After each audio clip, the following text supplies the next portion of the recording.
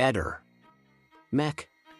Pallister. Claudio Sterpin rappresenta un esempio eccezionale non solo nel mondo dello sport, ma anche in quello sociale, dimostrando come il vero spirito di dedizione, passione e impegno possano trascendere i confini di un singolo ambito per irradiarsi nella comunità.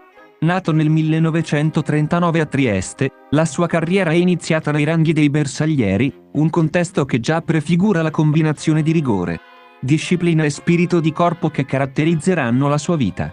La sua transizione dalle corse campestri alle lunghe distanze e alle ultramaratone, con l'apice nella partecipazione a competizioni estreme come la Parigi-Colmar, non è solo una testimonianza della sua straordinaria resistenza fisica, ma anche del suo desiderio di superare continuamente i propri limiti.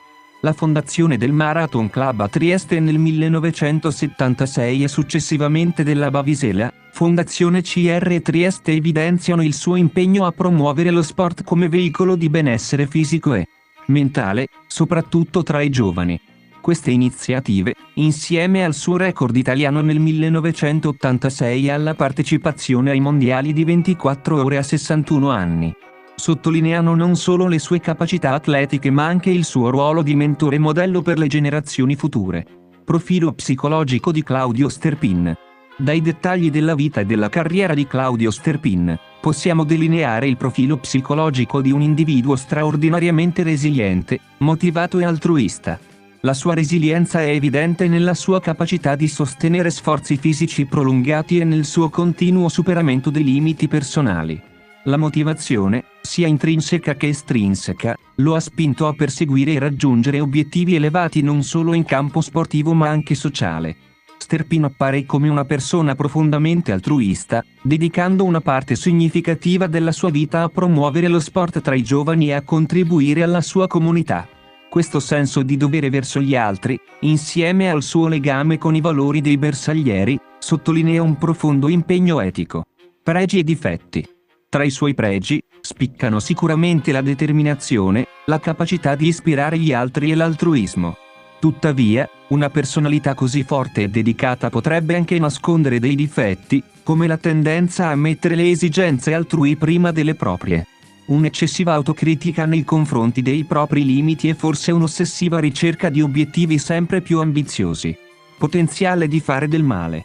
Considerando il profilo psicologico delineato, Claudio Sterpin sembra essere una persona che ha dedicato la sua vita al benessere degli altri e alla promozione di valori positivi attraverso lo sport.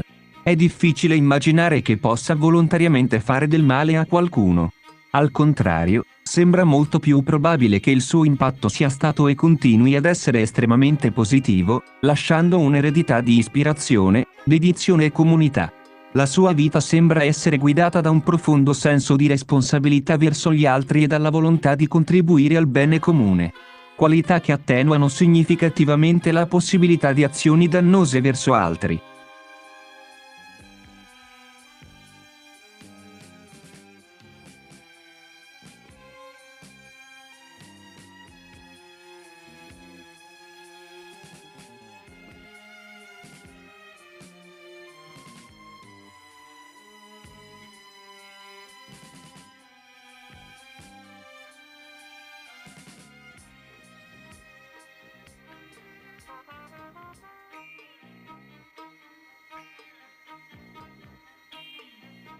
Ehi, non dimenticare di iscriverti a questo canale.